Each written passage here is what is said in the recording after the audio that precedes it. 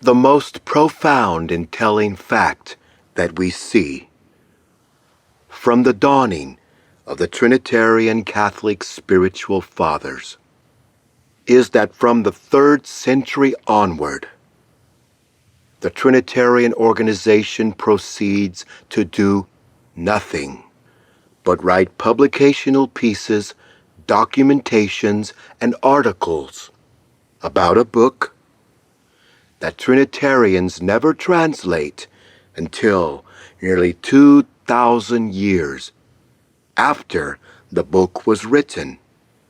For nearly 2,000 years, the Roman Catholic Church and Protestants, they all are doing nothing but publishing and writing thousands and thousands of pages of personal articles and documentations about a 1st century book. But the Trinitarians do not allow the legal translation of the book, nor do they translate the book until the late 15th century. In the late 15th century, Catholics finally translate their second-hand translation, the Douay-Rheims English translation of 1582, which came 200 years after William Tyndale's illegal 1382 translation. There were very few Protestant criminals and outlaws who would attempt to smuggle partial Bibles into Europe, beginning in the late 1300s.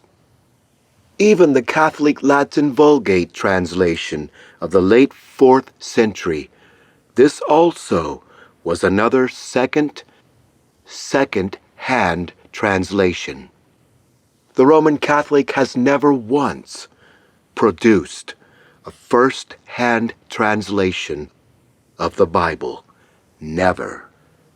The Bible was already translated into Latin 200 years before the Latin Vulgate. The Roman Catholic Church was not concerned whatsoever about enlightening the surrounding kingdoms and nations speaking other languages, to even attempt to translate the Bible into another language anywhere at any time in history. Yet the Catholic Church demanded that their faith was the law of the land, to be obeyed, and used violence, terrorism, mass genocide, burning people alive, and many, many methods of torture, and especially theft of the properties of those who disagreed, and destroying their families and all faithful to the heretics. Today, Trinitarian Protestants follow the same Trinity teaching of their spiritual church fathers of the Roman Catholic system. Protestant and Catholic have placed brand names and labeling tags upon all other Christians who do not believe in the Trinity, like an eternal trademark or a brand name that is branded upon them. Trinitarianism theology designates itself as Trinitarian, but for all other Christians who do not believe in Trinitarianism, the Trinitarians' organizations immediately pronounce upon them a brand name, or a label, a stamped name tag, belonging to various previous ancient historical past preceding groups of an earlier history that had disagreed with the Catholic Church fathers. The Roman Catholic Church did its very best to make sure that these heretical groups disagreeing with the Church fathers were depicted as not having conversations and publishing their articles of documentations about the original Greek and Hebrew Bible texts and what they teach. All of this information is what was important for the Trinitarians to destroy and to rebuild upon. Instead, we see even today's Catholics following the same mentality, the same example and guidelines, to depict anyone who does not believe as them as mainly disagreeing with the Catholic Church Fathers. The Trinitarian literally hates, despises, and disdains other Christians referring to the Greek and Hebrew texts when it comes to the Trinity and a number of other key teachings. The Trinitarian Protestant, just exactly like the Trinitarian Catholic, they will only allow dialogue and exchanged communications of faith to be discussed by someone who disagrees with the Trinity only if the conversation orbits around the Roman Catholic Church Fathers, who created their Trinity theology. When the Christian who does not believe in the Trinity attempts to discuss this subject with the Protestant Trinitarian, with the Protestant or Catholic Trinitarian using the Greek and Hebrew texts, the Trinitarian will slam the book shut and become insulted beyond repair, beyond all ability to ever recover, to further communicate in a normal, truthful conversation until you submit fully to the authority of the Catholic Trinitarian Church Fathers. This is how Trinitarians, in the end, at the conclusion of discussion, will always behave, because they have absolutely no manuscripts for their faith. It is the Catholic Church Fathers of the Trinity that defines the parameters of how the Trinity discussion is to be begun, proposed, and concluded. The Church Fathers and their scribblings, doodlings, and their scrawlings of publicationals addressing and confronting others who were not accepting the Trinity. This is the historical information that the Protestant and Catholic Trinitarians will desperately search for, and they will comb through and rake through the documents and the publications of their spiritual Trinity Catholic Fathers, who invented the Trinity, to find partial phrases and half words and half sentences or even mismatched words in the body of the document that they can tie to you, and they will take the words of the very Bible itself that you present to them from the Hebrew and the Greek manuscripts, and they will twist your words to associate your faith as founded and based solely and entirely upon the previous past heretical condemned groups in history, and they will label upon you the label of the brand name or tag based upon anything that remotely resembles a previous historical heretical group condemned by their spiritual Trinitarian fathers. This process is the highest level of Trinitarianism. This is what Trinitarians will do who are considered knowledgeable, well-informed, familiar, and expert in understanding their faith. The foundation for Trinitarianism. This is what is producing their evidence and confirmation, not the Bible manuscripts, and not even their own translation. The Roman Catholic Church politically and religiously controlled all of Europe, all Catholic kingdoms around the planet, even after the Protestant Reformation. And the Trinitarian beasts, the Protestant government, kings and queens, were no different than the Roman Catholic kings and queens.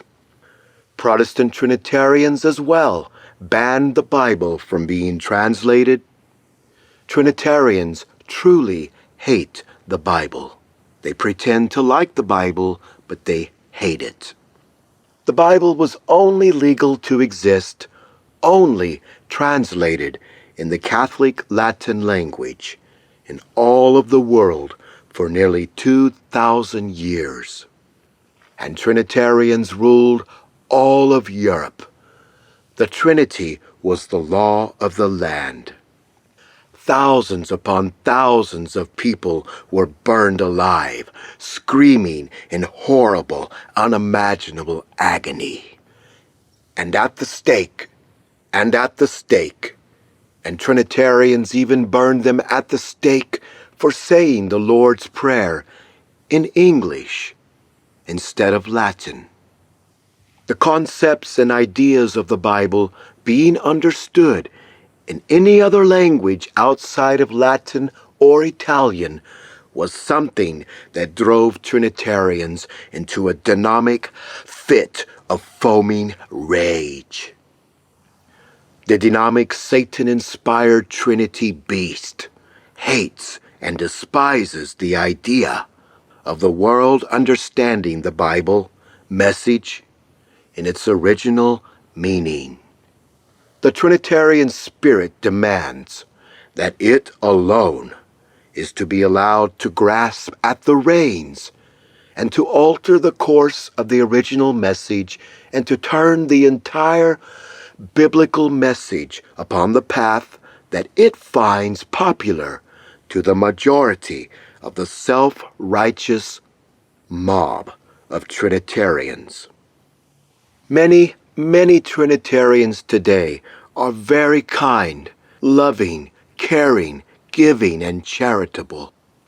But over 90% of the Trinitarians today have a very well-furnished life of ease and abundant luxury, with everything they need with satisfaction. If we remove this element, having an abundant luxury of ease and having all of our needs met, we begin to see our society break down and become less caring and less charitable.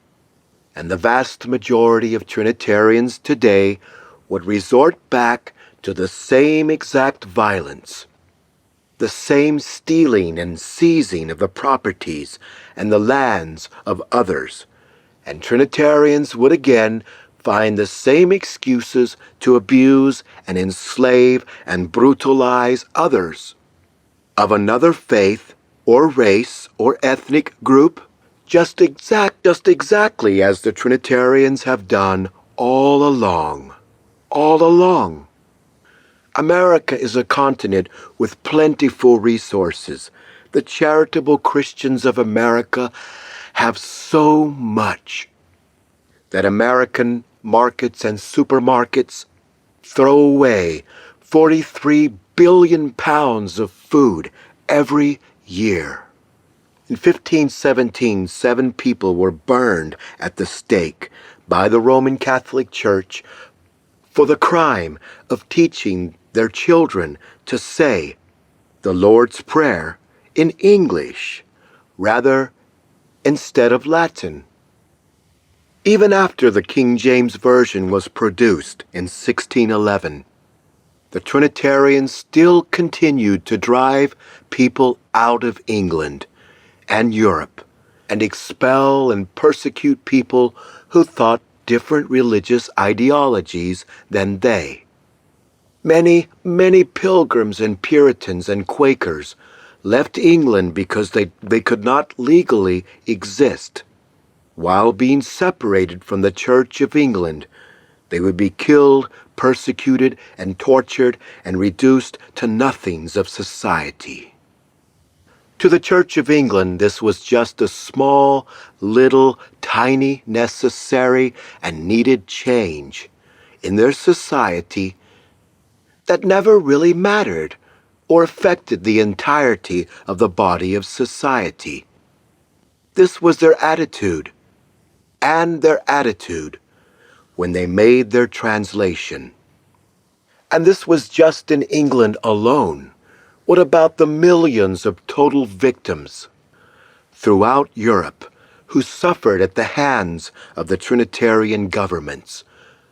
This is why it took the Roman Catholic Church nearly 500 years after Christ just to produce a basic Bible into the Latin Italian language, and why they waited until nearly 2,000 years after Yehoshua to make the Bible into another language, any other language, on the entire planet outside of Latin Italian. While butchering, murdering, slaughtering, and persecuting others for their faiths that contradicted their established faith and doctrines. Trinitarians were the dominant military government, the only power, mob, and dominating with overwhelming violence, and the only authority. How could there be a chance or expectation that the Bible be translated by non-Trinitarians? Millions of people have been slaughtered, butchered, and burned alive, terrorized, and massacred for believing a faith that differed from the Trinitarian government political powers. Denying the Trinity was a capital offense, punishable by torture, suffering, and then execution. And the Trinitarian beasts of Europe had murdered millions of people who simply disagreed with the Trinitarian and other Central Church doctrines. The Roman Catholic Church had many council decisions and verdicts for Trinitarian governments to persecute non-Catholics, and these decisions were upheld willingly by Trinitarian Protestants, participating and fully complying only when non-Trinitarian Protestants would challenge or question the Protestant faith of the Trinity. The Trinity was forcibly kept as the law of the land, and Protestants used the Catholic Church to promote this faith until it was the only view in most of Europe.